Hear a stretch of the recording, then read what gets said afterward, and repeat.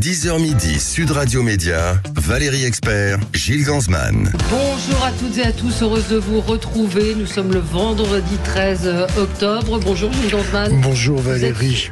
Vous avez vu, ma voix est revenue un peu. Préparé pour Halloween. Voilà. Alors je pensais que vous m'auriez complimenté. Oui, votre voix est revenue. Vous êtes superstitieux ou pas? Je vais jouer au loto. 13. Ah, très bien. Écoutez, et vous? Non, je n'ai pas joué au loto, mais on va... Vous savez comment ça s'appelle, les gens qui ont peur du vendredi 13? Non. C'est un nom très compliqué, regardez sur Internet. Ah bon, c'est bien, vous nous posez une question et il n'y a pas la réponse. Non, mais je voulais la rechercher, puis j'ai oublié de le faire. Bon, dans un instant, nous devrions être avec Guillaume Durand, qui ne devrait pas tarder à arriver. On va parler livre avec lui. Et puis, avec vous, Gilles, on va tout de suite commencer par le zapping. Oui, juste avant, 2 précisions d'audience, Valérie. Oui. Le président de la République a été suivi par 11,1 millions de téléspectateurs. Ça fait 57,6% de part de marché, son allocution. C'est un bon score parce que les scores des chaînes d'information vont se rajouter. Là, je vous ai donné les scores pour les chaînes nationales. C'était TF1, France 2 et M6. Donc, sur les 3 chaînes, le total, c'est 11,1 millions. Je pense que ça a monté à 12-13 millions, ce qui est un score. Il y avait beaucoup de monde et nous, évidemment, on va y revenir tout à l'heure au moment des débats. Et puis, nos amis, hier, on recevait mercredi Pascal Bataille et Laurent Fontaine pour le retour de Il y a que la vérité qui compte sur C8. C'est un énorme carton, 1,17 million téléspectateurs sur C8. 1 million, en règle générale, ça fait 800 000, un très très bon score. Et c'est les scores que fait la série... j'ai oublié, la fiction qui marche bien. Mongeville. Voilà. Fera entre 1 million et 1,2 million. Donc, c'est un très haut score pour du divertissement et un programme qui revenait. Voilà. Bravo. On va passer tout de suite au zapping. Sud Radio Média, l'instant zapping. On en parlait il y a un instant, Valérie. Hier, l'allocution d'Emmanuel Macron était très attendue des familles françaises en Israël, dont certains membres ont disparu. C'est le cas de Céline Ben David, qui a disparu après l'attaque du Hamas. Son frère a réagi au micro de BFM juste après l'intervention du président. Quelles actions vous attendez d'Emmanuel Macron ou de la France? J'espère que, comme il a parlé fort, il a montré qu'il est vraiment avec le peuple juif. J'espère qu'il va vraiment s'occuper de ça avec les pays, comme il a dit, tous les pays alentours. Et qu'on va avoir aussi des preuves. Il n'a pas dit qu'il allait au moins emmener des preuves de vie, quelque chose, des photos, pour nous rassurer quelque chose, pour savoir qu'est-ce qui se passe. Et j'espère qu'il va vraiment travailler là-dessus pour les enfants de la France, pour Céline, pour la petite. Il faut qu'elle revienne. Il faut que tous les Français ils reviennent tous.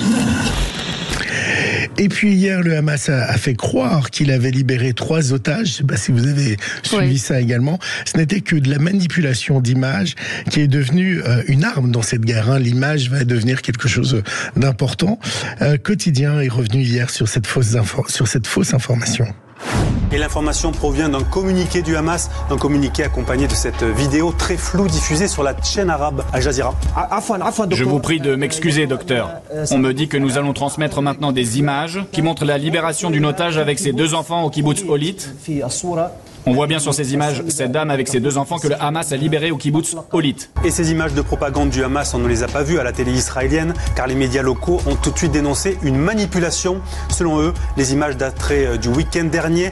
Les otages n'auraient jamais été amenés à Gaza et seraient repartis juste avant la zone frontière. La femme en question serait une Israélienne qui a déjà raconté son histoire à de nombreuses télévisions, dont CNN.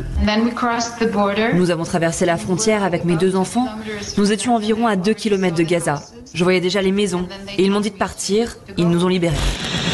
Et oui, il faut faire attention, Valérie, sur les images et sur ce qui se retrouve. On le dira jamais assez souvent. Oui, sur la manipulation possible des images. Alors, une petite parenthèse, 2 auditeurs, Stéphane et une autre auditrice, Elodie, me disent ça s'appelle la parakévidécatriophobie, la peur du vendredi 13. Donc, vous voyez que ça avait un nom. Donc Héloïse, merci et merci à Stéphane. Effectivement, je vous remercie de m'avoir fait dire ce mot très compliqué, paraskevidé. Catriaphobie. Voilà, on continue le zapping. Vous, c'est pas non. C'est pas votre phobie à vous. Non. Bon, vous voulez que je vous raconte? Non. Bon. L'homme le plus recherché, évidemment, est Mohamed Deif. C'est le commandant de la branche militaire du Hamas. Mais voilà, Valérie, il n'a pas été vu depuis de très, très nombreuses années. On ne sait pas s'il est vivant. On ne sait pas si le message qui a été diffusé était sa voix, une ancienne voix ou un montage avec l'IA. Il serait diminué. Il a été amputé des 2 jambes et d'un bras. Mais est-il vraiment en vie? Georges Malbruno était hier dans C'est à vous. C'est un fantôme aussi. À l'époque où j'étais correspondant dans les années 90, Mohamed Deif, on ne le voyait déjà plus. À partir de 96, il est rentré sous terre. Il a été blessé. En 2014, Benny Gantz, le chef d'état-major, l'a annoncé mort. Est-ce qu'il est encore en vie? Moi, je suis assez peut-être, mais enfin, il a quand même pris des coups. On dit qu'il serait sur un fauteuil roulant. Donc, il a une bonne voix là. Hein. Oui, mais est-ce que c'est sa voix? Et si c'est sa voix, peut-être qu'elle est. Exactement. C'est ce que me disait.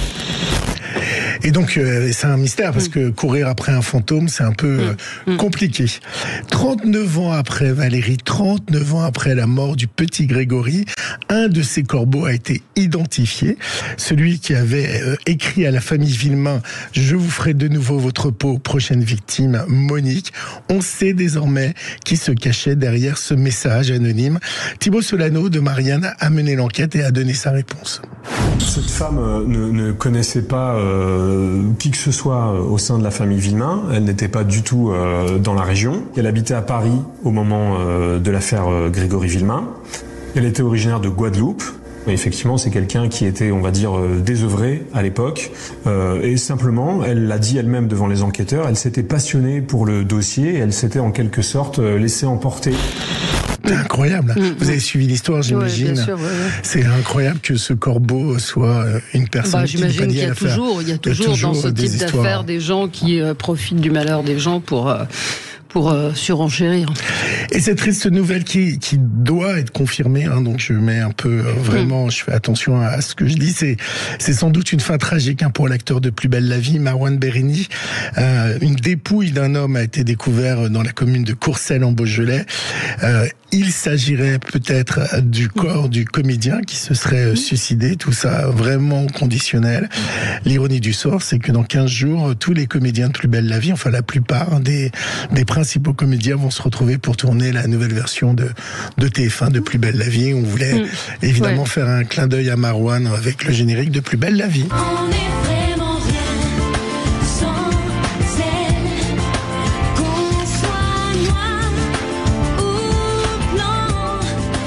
Voilà, et on se retrouve nous dans un instant. Oui, c'est très triste. C'est très triste. Mais c'est vrai que Nathalie Marquet-Pernot avait évoqué une discussion qu'elle avait eue avec lui, et disant, en parlant de l'affaire Palmade et en disant, moi je ne supporterai pas cette situation et je me foutrai en l'air. Donc issue vraisemblablement tragique pour le jeune comédien. Dans un instant, sachant que là il n'y a pas eu de décès, de mort, pas d'enfants tués. Oui, bien sûr. C'est simple. Après, la personne a été très blessée, renversée. Se suicider pour quelque chose qui pouvait se régler dans les tribunaux et autres, je pense qu'elle a eu peur pour sa réputation et qu'il était aussi perturbé par la mort de son frère. C'est ce que disent aussi beaucoup de personnes qui l'ont connu. On se retrouve dans un instant avec Guillaume Durand au Bonheur des livres sur Public Sénat. C'est à suivre dans un instant. À tout de suite. Sud Radio Média, l'invité du jour. L'invité du jour, c'est Guillaume Durand. Bonjour Guillaume Durand. Bonjour Valérie. Merci d'être avec nous ce matin. On va parler de votre nouvelle émission au Bonheur des livres sur Public Sénat. C'est à 23h ce soir. On va parler de la place du livre à la télévision. C'est vrai que 23h, c'est tard. Alors c'est vrai que sur Public Sénat, c'est aussi multi-diffusé. Néanmoins, le livre n'a pas beaucoup de fenêtres. Peut-être première question sur vous et sur votre santé. Vous avez quitté la matinale de Radio Classique après 14 ans d'antenne. Comment vous allez déjà, vous, au niveau santé? Moi, je vais bien. Ce qui est complètement dingue avec le recul, et là, je parle à quelqu'un qui connaît bien la radio, à savoir vous, c'est que je me rends compte que sur l'ensemble de ma vie, j'ai fait 27 ans à 5h du matin ou 3h du matin. Fou. Quand j'ai commencé Europe 1. Je viens qu'avec le recul, je me dis, mais je suis totalement fou d'avoir fait ça. Et je l'ai fait jusqu'en juin dernier avec beaucoup de plaisir, beaucoup de bonheur, un peu évidemment dopé par l'adrénaline de l'actualité, des élections présidentielles, etc., etc. Mais en fait, c'était à la fois une aventure personnelle extraordinaire, mais totalement déraisonnable. Quelle vie on a justement quand on se lève à 3h, enfin quand on va travailler à 3h du matin, c'est... Vous savez, les gens ont toujours une vision des journalistes qui sont des glandeurs, lèche-cul, qui passent leur temps à aller déjeuner. Moi, j'ai pas déjeuné depuis 10 ans avec qui que ce soit. J'allais voir les gens, évidemment, du monde politique pour avoir des informations dans la journée, mais j'ai pas dîné non plus en dehors du vendredi et du samedi soir. Je suis pas une victime. Ouais. C'est une vie, la vie de matinalier, qui est absolument exaltante. On n'est pas les seuls, il y a des boulangers, il y a des gens qui ramassent les ordures, il y a plein de gens qui travaillent très tôt le matin. On l'a choisi, donc il faut l'assumer. Mais c'est normal qu'au bout, mon fils, quand il était jeune, pour arriver à la littérature, a écrit un très beau poème qui s'appelle « De la vie viennent les dégâts ».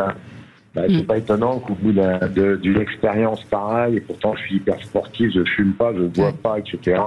Et je me couche tôt, c'est pas étonnant que j'ai eu quelques problèmes de santé. Mais à quel moment vous trouvez le temps de lire alors? Ah bah lire, on a la journée, c'est l'avantage. Oui.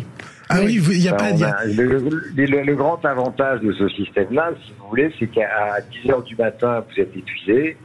Donc, normalement, c'est là qu'intervient la sieste, parce que c'est un peu obligatoire. Malheureusement, avec les années, on en fait de moins en moins parce que on dort moins, c'est presque biologique. Et on lit, et dans mon cas, non seulement je lis, mais j'écris des livres. L'année dernière, j'ai eu le Renaudot. Vous avez le Renaudot essai, absolument. Donc, si vous voulez, ça n'empêche pas de lire, mais il y a des choses qu'on ne peut plus faire. Donc, moi, j'ai gardé le sport, la lecture, les tableaux. Mais est-ce que ça vous manque? Est-ce que ça vous manque? C'est-à-dire que j'ai envie de vous poser la question, le jour de la rentrée, il vous a pas manqué quelque chose, ou vous êtes content finalement d'avoir tourné cette page? Je pense que c'est un mélange des deux, pour être honnête. Ouais. C'est-à-dire que il faudrait pas, par exemple, que pour des raisons sordides, on se dise. J'ai un ami, par exemple, qui justement est qui est beaucoup plus jeune que moi, mais qui est un peu en dehors du système actuellement. Il me dit, avec ce qui se passe en Israël, j'enrage de pas être sur une antenne, etc., etc. Mais je lui dis, mais t'es totalement baboule. Enfin, je veux dire, il faut pas, le métier ne consiste pas à surveiller sur le malheur du monde, pour essayer d'exister. Alors, je sais que c'est une chose très importante. Mais moi, je me souviens, par exemple, au tout début de ma carrière, j'ai été en Irak sous les bombes au moment de la guerre Iran-Irak, avant même l'intervention américaine. Ma fille est née à ce moment-là. J'ai appris ça, j'étais à Bassora, au fin fond de l'Irak, que je travaillais à l'époque pour Europe 1, et j'ai dit aux autorités de tutelle que le grand reportage avec une fille, après j'allais avoir 4 autres enfants, c'était bel et bien terminé. Il faut savoir adapter sa vie au risque. Il faut pas que tout soit dédié entièrement à l'actualité, autrement on a le risque de se faire dévorer complètement. Oui, mais c'est aussi une passion, pardon, on en parlait avec Michel Cotta la semaine dernière, qui était venu nous parler de Jean-Pierre Elkabbach. Jean-Pierre Elkabbach vivait, mangeait, dormait actualité, c'était un véritable drogué à l'actualité. Donc, je l'ai bien connu. Oui, je sais que vous l'avez bien connu. Donc c'est aussi cet aspect-là qui peut manquer à votre jeune confrère. Oui, mais si vous voulez, Jean-Pierre, maintenant que ses obsèques sont passées, je dois dire, pour avoir travaillé avec lui, que c'était à la fois un passionné et d'une certaine manière un modèle, mais avec quand même un certain nombre de défauts, parce que si vous voulez, c'était quand même quelque chose que moi je n'ai jamais pratiqué. C'est-à-dire que lui devait me prendre pour un grand désinvolte, mais moi je n'ai jamais accepté, si vous voulez, le côté collusion totale avec le monde politique, ce qui ne l'empêchait pas d'être indépendant. Enfin, je vivais avec eux comme s'il était député RPR avec Chirac et député socialiste avec Mitterrand. C'est pas tout à fait mon genre. Et je pense que les livres par rapport à ça, la littérature, le reste, vous avez présenté Valérie des émissions sur les livres, c'est quand même un moment où on s'abstrait de tout ça pour sortir de cette passion, qui est une véritable passion. Mais c'est comme les militaires, qui prennent leur retraite à 50 ans. Ça pour les légionnaires, sauter sur Colvézi, ça devait être enthousiasmant. Mais à un moment, il faut savoir s'arrêter, on peut pas sauter sur Colvézi toute la journée. Mais j'imagine que lorsque vous regardez la télévision, si vous avez le temps actuellement, ça doit vous rappeler la 5 et la guerre du Golfe. Vous avez été longtemps à l'antenne avec des spécialistes militaires. Je me souviens de cette table en forme de 5 avec votre baguette et vous montriez les camps et autres. Et puis à l'époque, on parlait déjà des leurres avec des ballons gonflables qui ressemblaient à des tanks. Bon, aujourd'hui, c'est des images qui sont manipulées. Est-ce que ça vous rappelle cette période ? Alors, il y a une chose à laquelle je pense, il y a le côté sérieux et le côté pas sérieux. Je vais commencer par le côté pas sérieux pour que tout le monde se défende. Je recommande à tous vos auditeurs de regarder un sketch des Inconnus qui s'appelle Guillaume Truand, où on me voit avec les généraux, et c'est une caricature qui est à hurler de rire, justement, de cette situation, mais qui était dramatique. La seule chose que moi je peux dire par rapport à ça, c'est que les gens qui me connaissent savent très bien qu'avant de m'asseoir sur une chaise, j'ai fait beaucoup de choses, à commencer justement par avoir sillonné pas mal le Proche-Orient, Beyrouth et tout ça. Alors évidemment, on ne prend connaissance de l'existence d'un journaliste que quand il a une vision ou qu'il donne une vision publique de lui-même. Mais moi, il s'est passé 10 ans de ma vie avant que je fasse le journal télévisé ou que je fasse l'émission. Et le reste, c'était reporter, etc., etc. Ce qui est le cas c'est absolument aucune gloriole, mais j'ai une vie avant ça. Ce qui était le cas d'Anne-Claire Coudray aussi, par exemple, qui a été grand reporter avant et qui incarne ce journal. Pour ce qui est de la 5, vous disiez ? Alors, pour ce qui est de la 5, c'est-à-dire qu'à un moment, ma génération, je suis un peu plus âgé que vous, a été totalement culpabilisée par l'arrivée de CNN. Bien sûr. C'est-à-dire que quand CNN est arrivé, vous savez combien ils sont actuellement sur le territoire israélien, moins les techniciens, 45. Et nous, on était encore avec un agra et un téléphone qu'on cassait pour brancher ça. Et pour avoir nous, on a vu arriver les gens de CNN, c'est l'aventure de ma génération à Bagdad.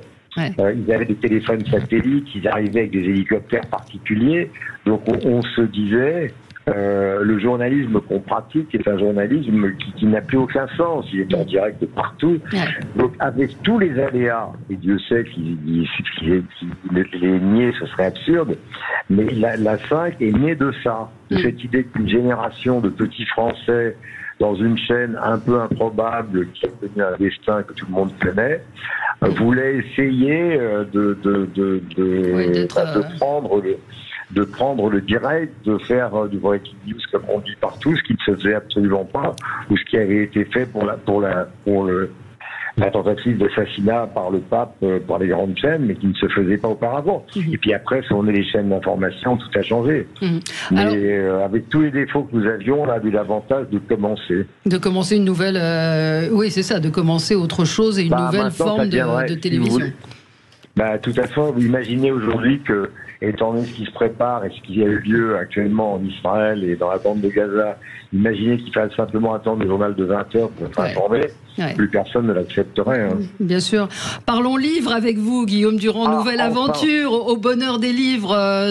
Nouveau rendez-vous qui commence ce soir, vendredi 13. Tous les vendredis. À 23h, tous les vendredis. Vous allez ce soir démarrer avec une émission Paris-New York, drôle de lieu de mémoire. Racontez-nous un petit peu comment vous avez imaginé. Est-ce qu'on va pouvoir voir ce soir quel type de rendez-vous littéraire vous allez proposer ? Moi, ce que j'espère, pas sur la première, mais sur les prochaines, enfin disons jusqu'à Noël, c'est d'arriver à retrouver une liberté que j'avais il y a 15 ans et que forcément, par manque d'habitude de faire des émissions sur les livres, il est toujours difficile de reconquérir au début. C'est-à-dire, je me souviens que quand j'ai commencé à faire ça sur France Télévisions, et avant même à Nulle part ailleurs, sont arrivés, Houellebecq, Anglo, Florian Zeller, Funkinos, Grégoire Bouillet, toute une génération d'autres écrivains après la génération Pivot, qui était la génération Modiano, Jean-Marc Robert, etc. Donc, premier objectif, c'est-à-dire de choisir les gens, et ce sera le cas dans les prochaines émissions, qui ont 25 ans aujourd'hui et qui seront ou qui feront des carrières équivalentes à celles des Zeller ou de ceux dont on vient de parler. Ça, c'est le point numéro 1. Deuxièmement, il faut toujours s'améliorer. Rien de ce que j'ai fait dans ma vie n'a été parfait. Je suis le premier conscient.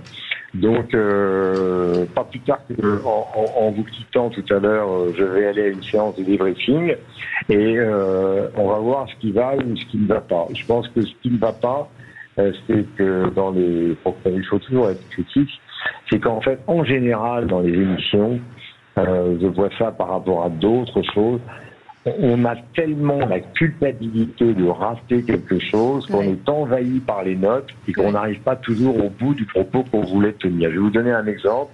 Il y a un excellent livre de mon confrère Clément Guise du Monde qui s'appelle Le Passant du Bowery. Clément a retrouvé un immeuble au sud de Manhattan qui s'appelle le 222 Bowery, qui est un immeuble en briques dans le quartier le plus malfamé de Manhattan des années 50-60, où ont vécu successivement Fernand Léger, Mark Rothko, Williamsboro, John Giorno, où sont passés Jagger, Bowie, etc. En fait, il a exhumé quelque chose qu'on ne connaissait pas. C'est une sorte de factory numéro 2. Vous savez que Warhol, il y a eu 3 adresses pour la factory, etc. Et donc, moi, je connaissais pas du tout cette histoire. Et c'est une histoire incroyable. C'est un marchand de biens juif new-yorkais type Woody Allen qui a abrité pendant des années des dizaines d'artistes célèbres qui ont révolutionné la littérature, la peinture. Je ne vais pas vous raconter le détail. C'est incroyable que à force de me noyer dans le détail justement au début, j'en ai oublié au fond ce qui est un peu la thèse de Clément qui cite une très belle phrase de D.H. Lawrence sur le personnage qui flâne un peu comme Baudelaire et Manet dans le Paris de la fin du 19e siècle. C'est que la thèse de Clément, c'est que peut-être que ce New York-là, on ne le reverra jamais. C'est-à-dire que celui dont on parle tout le temps, les Velvet Underground, Debbie Harry, etc., un mélange entre les banquiers, les Rockefeller au nord et les artistes au sud. Clément se pose la question. Moi, je suis rentré dans le détail de la vie de Rothko, de la vie de John Giorno, de la vie de Williamsboro qu'ils avaient accompagné, mais j'ai oublié, voilà, erreur.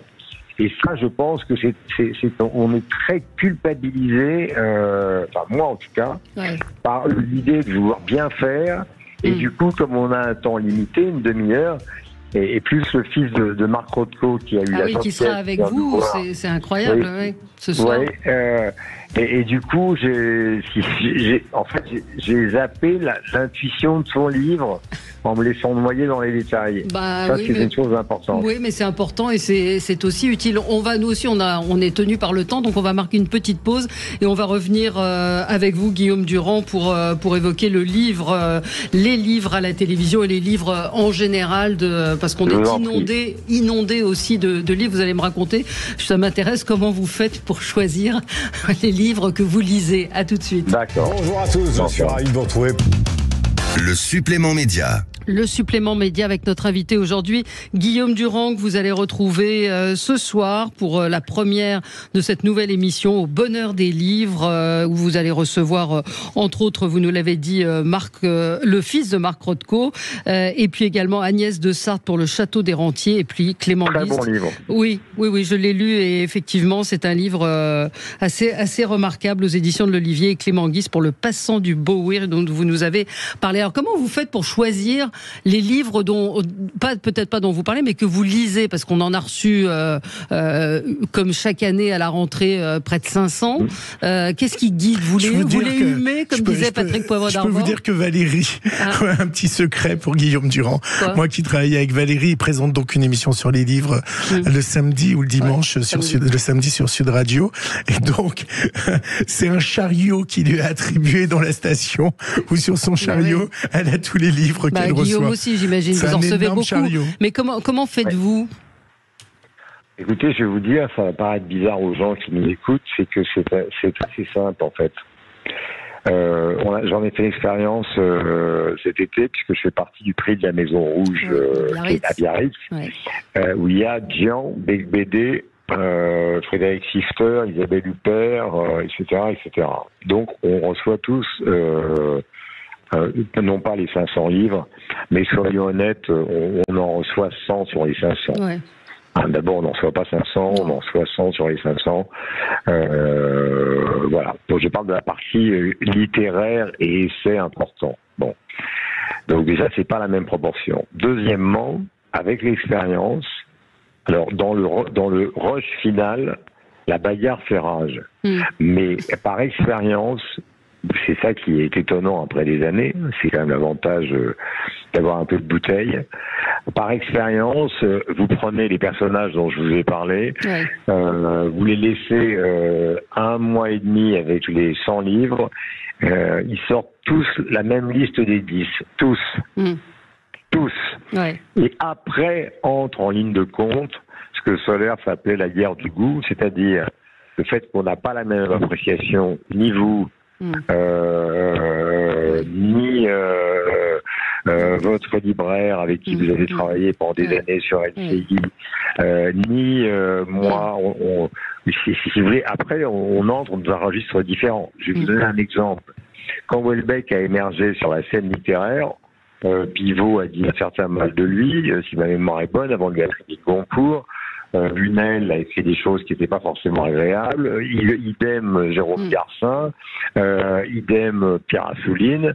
Et pourtant maintenant personne. Alors on peut toujours contester, mais si vous voulez, ce que je veux dire, c'est pas un reproche qu'il aurait fait. C'est simplement que le titre du célèbre livre de Solers, face à l'art, la musique, on n'a pas la même perception les uns les autres. Non. Donc on trouve très vite la liste des choses de ceux qui dominent, mais après, et c'est le rôle des jurys littéraires, dans les 10 ou 15 qui jouent un rôle dans la rentrée, alors là, effectivement, il y a des vraies différences. Mais quand on a de l'expérience, vous savez, je serais ravi d'emmener tous les auditeurs de Sud Radio, on s'installe dans un grand loft blanc et on vous présente des tableaux les uns après les autres. Ils auront beau avoir vu très peu de tableaux dans leur vie, je vous garantis que un petit peu coachés par moi, ils feront un tri extrêmement vite. Ouais. Alors je ne dis pas que c'est pareil pour les livres, mais l'expérience joue un rôle énorme. Mais dans les livres, pardon, il y a quand même enfin moi c'est le sentiment que j'ai, un côté assez moutonnier et copinage dans le milieu littéraire. Moi il y a des livres bah oui, mais je vois par exemple la sélection des Inrecuptibles, c'est pas parce que c'est eux, mais c'est vrai que je suis un peu étonnée parce que après c'est les goûts effectivement, mais c'est vrai que c'est un petit peu toujours les mêmes qui ressortent et qui sont pas forcément des cadeaux qu'on fait aux lecteurs parce qu'ils sont parfois difficiles et ou pas lisibles, mais que parce que... Vous savez, mais je vais vous donner un exemple historique. Gide a fait tout ce qu'il pouvait à NRF pour refuser Marcel Proust. Oui.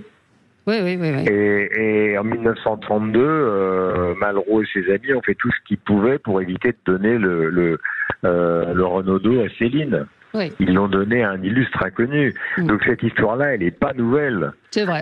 Il y a un point de vue idéologique, il y a un point de vue littéraire, il y a un point de vue de jalousie, il y a un point de vue de coterie.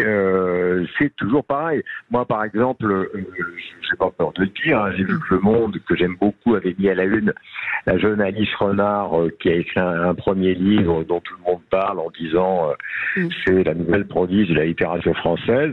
J'ai lu ce livre qui m'a prodigieusement ennuyé. Vous avez lu Western ? Oui, j'ai lu Western, bien sûr. Moi, ça m'a horripilé, agacé, insupporté. Pourtant, c'est un des livres qui fait partie des recommandations. Mais vous avez le droit. Oui, non, mais je suis d'accord. Mais je trouve que l'unanimité et que tous les gens normaux, entre guillemets, qui ne font pas partie du milieu, qui l'ont lu, n'ont pas pu arriver au bout. Donc, ça me met parfois en colère aussi. Oui, mais gardez votre colère pour vous, comme ça, vous allez vous économiser. Parce que, encore une fois, si vous voulez, par exemple, moi, j'ai jamais supporté la peinture surréaliste, et pourtant, le surréalisme existe sans moi. C'est une question de goût.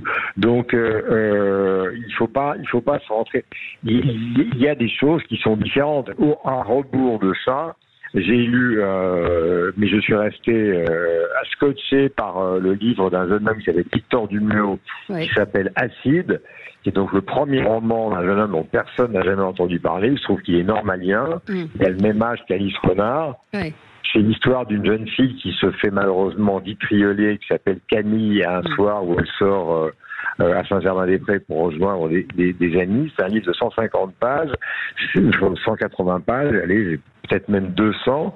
Je me suis accroché à la rambarde de mon fauteuil pour lire ça jusqu'au bout, tellement c'était sans concession, puissant et incroyablement mûr pour un type de 24 ans qui justement pratique une littérature qui est une littérature qui veut arriver à la fin de la plainte. Il y a un célèbre livre d'un psychanalyste qui s'appelle François Roustan et qui a été un des grands critiques de Freud et qui dit maintenant il faut en finir avec la plainte. C'est vrai qu'une partie de la littérature ces dernières années a été quand même envahie par cette idée de la plainte. Et quand c'est quelqu'un qui fait ça, j'allais dire en premier, en gros, elle se mérite là, avec l'inceste, avec Pourquoi le Brésil.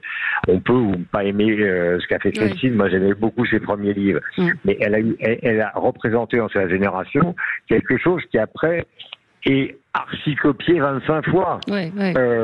Donc, évidemment, Picasso, c'est bien, mais Picasso par Durand ou par Valéry Expert, c'est quand même beaucoup moins bien. Je vous permets pas.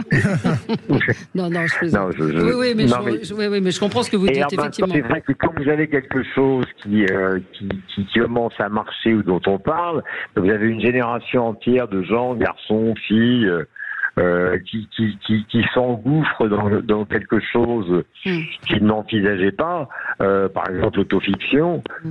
Tout le monde n'est pas Emmanuel Carrère, donc quand c'est Emmanuel Carrère qui fait de l'autofiction, c'est à la limite du génie. Quand c'est Paul Trouchemu ou Guillaume Durand, c'est moins bien. Moi je voulais savoir... c'était pas mal, oui. Moi je voulais savoir, on n'a pas réussi sa vie si on n'a pas lu quel livre? Quel livre? Alors, si j'étais Jacques Séguéla, je vous dirais Paul Rolex, mais en fait, pour moi, en dehors de la poésie, qui est une chose sublime, Nerval, par exemple, qui est moins connu que Rimbaud, Baudelaire et Verlaine, mais c'est magnifique. Non, il y a une chose pour moi qui est l'œuvre que j'emporterai, comme on dit dans mon île, c'est Joseph Conrad. Alors évidemment c'est très bien de parler de Conrad ce matin parce que les gens oublient qu'il a écrit des romans énormes comme Lord Jim, mais il a écrit Au cœur des ténèbres qui a donné Apocalypse Now qui fait 120 pages, ou par exemple Karen, K-A-R-A-I-N, qui est dans le livre de poche, ça va coûter 6 €. Et ça fait 150 pages. Pour moi, c'est Proust avec de l'action, Conrad. C'est absolument sublimement écrit. Le début, vous êtes pris, vous savez, Au cœur des ténèbres, c'est l'histoire d'un capitaine qui ne trouve plus d'engagement et on lui propose simplement de remonter le fleuve Congo pour aller déloger un dingo qui est au fin fond du fleuve. Dans le cas de Coppola, c'est Brando. Dans le cas de Conrad, c'est un trafiquant d'ivoire. C'est d'une poésie, mais extraordinaire. C'est à la fois l'histoire d'un Polonais, puisqu'il était Polonais d'origine, qui vivait à Londres, et qui a fini sa vie en lisant Proust, Conrad, Joseph Conrad. Oui, mais c'est magnifique. Lord Jim, une question, j'aurais peut-être dû commencer par ça, c'est une auditrice qui la pose. En fonction de quoi est-ce que vous choisissez les livres? Est-ce que vous pensez au lecteur ou simplement à vos propres goûts, et même en fonction du média, c'est très complet comme question sur lequel vous travaillez. Ça rejoint un petit peu ma question, c'est-à-dire est-ce qu'on se fait plaisir quand on choisit un livre, on aime, mais est-ce qu'on pense aussi à ceux à qui on le recommande? Vous savez, il y a deux fictions, celle qu'on écrit et celle qu'on croit imaginer, qui s'appelle le public. Oui. Si Rimbaud avait écrit en pensant au lecteur de la fin du 19e siècle, il n'aurait pas été très loin. Et si Manet avait peint des tableaux pour faire plaisir aux gens qui rôdaient autour du Champ de Mars en 1850, il n'aurait pas fait la même carrière. Donc le public, il vient, mais le principe de l'art, je vais vous donner justement une phrase de Rothko, qui est archi célèbre, c'est le pire chemin pour un artiste, c'est de vouloir plaire. Et pourtant, maintenant, c'est un des artistes qui plaît le plus au monde. Ouais. Mais c'est pas le chemin de l'écriture. Le chemin de l'écriture, c'est un chemin personnel. Je parlais pas de l'écriture, je parle de votre chemin à vous, c'est pareil. Mais nous, c'est pareil. On doit choisir des choses qui nous bouleversent, qui nous plaisent. Quand vous travaillez pour les Inrocks, vous savez très bien que vous ne travaillez pas pour le Figaro littéraire, donc déjà c'est un choix. Quand vous travaillez pour le Figaro littéraire, vous ne travaillez pas pour Paris Match. Il y a des journaux où on va trouver que Blondin, Pascal Jardin et Rue La Rochelle ont un talent fou. D'autres où on va considérer que ce sont d'inabominables réactionnaires. Tout est possible dans la vie, mais à un moment, il y a un jugement avec les années qui intervient. Voilà. Et c'est le pari de l'éternité pour les artistes, que ce soit les écrivains ou les peintres. Personne aujourd'hui n'aura l'idée saugrenue de considérer qu'Albert Camus n'est pas un grand écrivain et que Marc Rothko n'est pas un grand peintre. Donc nous, ce qu'on fait très modestement dans nos journaux et aussi en écrivant des livres, c'est qu'on essaye de pas se tromper. Et quelquefois on se trompe. Oui, mais bon,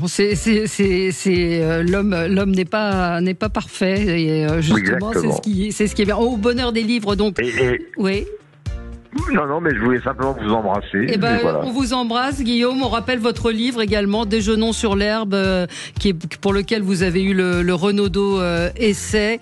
J'étais très fier. Et oui, il y a de quoi. Et le livre était formidable, tout comme le livre précédent que vous aviez écrit et dont le titre m'échappe, c'est pas bien. Mémoire d'un arythmique. Mémoire d'un arythmique que j'avais absolument adoré. Ce soir, Public Sénat, au bonheur des livres, et quand on entend votre passion, je pense que c'est ce qui fait la qualité d'une émission littéraire, c'est quand on est passionné, qu'on aime le livre et qu'on a envie de le faire partager. C'était autre chose que l'émission avec Fontaine et Bataille. Tout de suite. Merci Guillaume, on vous embrasse. Retrouve-nous vous le samedi. Merci à vous, passez la meilleure matinée possible. Eh bien vous aussi Guillaume, on pense à vous. Et nous vous retrouvons sur Sud Radio évidemment tous les samedis avec Gérard Collard pour les livres. C'est aussi votre passion. Absolument. Et nous dans un instant on débat et à lundi Gilles, merci.